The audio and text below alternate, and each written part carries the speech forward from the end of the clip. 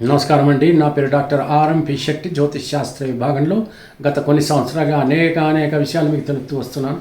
మీరు చూస్తున్నారు, అనుసరిస్తున్నారు, లాభపడ్డారు కూడా. చాలా సంతోషంగా ఉంది. అయితే ఇప్పుడు నేను చెప్పాల్సినటువంటి ఒక ముఖ్యమైనటువంటి విశేషం ఏమిటంటే, ఆగస్టు మాసం 2024 సంవత్సరంలో మీనరాశి వారికి మాస ఫలితం ఎలాగుంటుందో వివరిస్తున్నాను, జాగ్రత్తగా వినండి. అయితే ఈ యొక్క ఫలితాన్ని మీరు వినే ముందు ఒక్క విషయం, అదేంటంటే మీ జాతక పరిశీలన కూడా చేసుకోండి. ఎంచేతనంటే మీ లగ్నాధిపతి ఎవరు, ఆ లగ్నాధిపతికి శత్రుగ్రహాలు ఏమిటి, మిత్రగ్రహాలు ఏమిటి, ఏ గ్రహ దశ నడుస్తోంది, ఇవన్నీ ఎప్పుడైతే మీకు తెలుస్తాయో ఈ గోచార ఫలితం అనేటువంటిది బాగా అర్థమవుతుంది. ఆ యొక్క శుభకరమైనటువంటి దశ జరుగుతుంది అనుకోండి, అనేక శుభాలు కలుగుతున్నాయనుకోండి, అప్పుడు ఏమవుతుంది, 75% ఫలితం మీరు పొందినట్టే. 25% ఈ గోచార ఫలితం కలిగినప్పుడు 100% మీకు శుభాలు చేకూరుతాయి. అటువంటి పరిస్థితిలో ఒక ప్రణాళికాబద్ధంగా మీరు ముందుకు అడుగులు వేసినట్టయితే విజయాలే కలుగుతాయి. అపజయం అనేటువంటిది ఉండదు, కష్ట నష్టాలు ఖచ్చితంగా ఉండవు. అయితే ఈ యొక్క మీనరాశిలో ఏ నక్షత్రాలు ఏ పాదాలు ఉంటాయన్నటువంటి విషయం ఒకసారి తెలియజేస్తున్నాను, వినండి.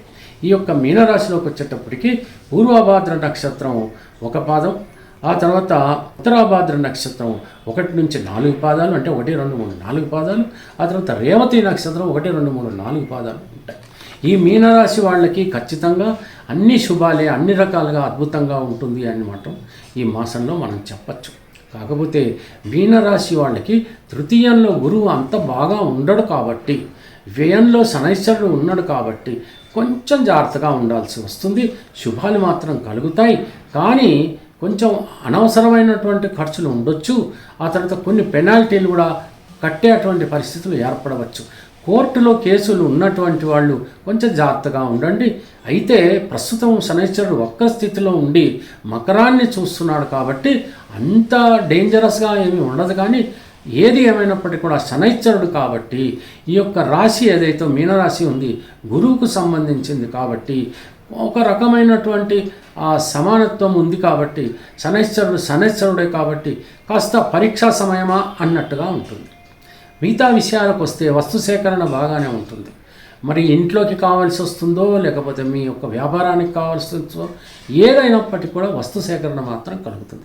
వాహనాలు కొనుగోలు చేస్తారు, గృహం కానీ ఏదైనా ప్లాట్ కానీ లేకపోతే ఏదైనా భూమి ఏదో ఒకటి కొనుక్కునేటువంటి అవకాశాలు మాత్రం ఏర్పడతాయి. ఉద్యోగస్తులకి ప్రమోషన్లు మాత్రం లభిస్తాయి. చాలా కష్టపడాలి, కష్టపడితే ఫలితం మాత్రం దక్కకుండా పోదు. ఒకవేళ ప్రమోషన్లు కలిగి మీకు ట్రాన్స్ఫర్స్ కూడా అవ్వచ్చు. అంచేత భయపడద్దు, ఆందోళన పడాల్సినటువంటి అవసరం అంతకంటే లేదు. చలనచిత్ర రంగంలో వాళ్ళకి బాగుంది ఈ మాసం అంతా కూడా అని చెప్పచ్చు.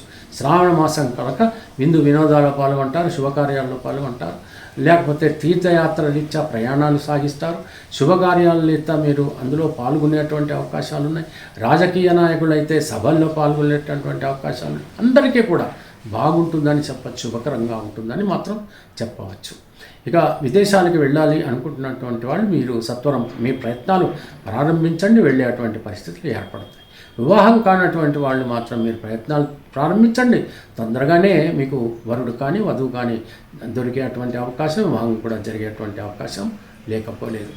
ఇకపోతే మరో విషయం, ఎంతవరకు వీలైతే మీరు సంపాదించుకున్న దాంట్లో కనీసం ఒక 1% అయినా ఈ యొక్క బీదలకి కనుక మీరు దానం ధర్మం ఏదైనా చేయగలిగితే మీకు ఖచ్చితంగా భగవంతుడు మీకు రెట్టింపు ధనం అనేటువంటిది చేకూరుస్తాడు. ఈ విషయం మాత్రం మర్చిపోకండి. తర్వాత మూడో విషయం ఏంటంటే, ప్రతిరోజు కూడా శనైశ్వరుడి అష్టోత్తరం తర్వాత హనుమాన్ చాలీసా మాత్రం చదివి తీరాల్సిందే. అలా చదివినట్టయితేనే మీకు బాగుంటుంది, లేకపోతే అనర్థాలు చాలా కలిగేటువంటి అవకాశాలు కూడా ఉంటాయి. కారణం ఏంటి, ఎందుకంటే ఏలినాటి శని జరుగుతుంది కాబట్టి. ఏలినాటి శని అనగానే చాలామంది భయపడుతూ ఉంటారు. కానీ ఒక్క విషయం, ఏలినాటి శని అంటే అది శిక్షాకాలం మాత్రం కాదు. ఏలినాటి శని అంటే శిక్షణ కాలం. శిక్షణ కాలం ఎప్పుడు కూడా హార్డ్గానే ఉంటుంది. మీరు సరి అయినటువంటి శిక్షణ పొందినట్టయితే తర్వాత మీ యొక్క కృషికి తగ్గ ఫలితం లభిస్తుంది అనేటువంటి విషయం మీరు అర్థం చేసుకోవాలి. ఒక పోలీస్ శాఖలో ఉన్నటువంటి వాళ్ళు శిక్షణ పొందుతారు, మిలిటరీలో ఉన్నటువంటి వాళ్ళు శిక్షణ పొందుతారు. ఎలా పొందుతారు? చాలా కఠినమైనటువంటి శిక్షణ పొందుతారు, కానీ ఆ తర్వాత చాలా బ్రేవ్గా బ్రతుకుతారు. మీ జీవితము అంతే. మీరు ఎంత కఠినంగా శిక్షణ పొందుతారో ఎలిమినాటి శనిలో చూస్తారు. ఆ తర్వాత మాత్రం సుఖంగా బ్రతికేటువంటి అవకాశం 30 సంవత్సరాలు మీకు ఏర్పడుతుంది. ఆ తర్వాతనే మళ్ళీ మీకు ఏలినాటి శని అనేటువంటిది మరో సైకిల్ మొదలవుతుంది. ఈ రకమైనటువంటి పరిస్థితులు మీకు ఉన్నాయి. పెద్దలని గౌరవించండి, తల్లిదండ్రులను గౌరవించండి, ఆశీర్వాదాలు పొందండి. పిల్లల విషయంలో విసుగుపడకండి, అందరూ కూడా బాగుంటారు. దంపతుల మధ్యన ఏ రకమైనటువంటి వాద వివాదాలు ఉండకుండా చూసుకోండి. కోపము, ఆగ్రహము ఇవన్నీ కూడా కలగకుండా చూసుకోండి. వాద వివాదాలకు అస్సలు దిగకండి. ఆ రకంగా ఉన్నట్టయితే చాలా అద్భుతమైనటువంటి రీతిలో ఈ మాసమంతా కూడా గడిపేటువంటి పరిస్థితి. అధర్మాన్ని మాత్రం ఖచ్చితంగా మీరు అనుసరించకండి. ధర్మబుద్ధిన నడవండి, ఆనందంగా బ్రతకండి. ఈ మాసమంతా అనుకూలంగా ఉంటుంది. దైవం మీద ఆధారపడండి. మీకు అద్భుతమైనటువంటి రీతిలో ఆనందకరమైనటువంటి జీవితం ఈ ఆగస్టు మాసం గడుపుతారు అని మాత్రం నేను గట్టిగా చెప్పగలను. తెలిసింది కదా. సెలవండి. నమస్కారం.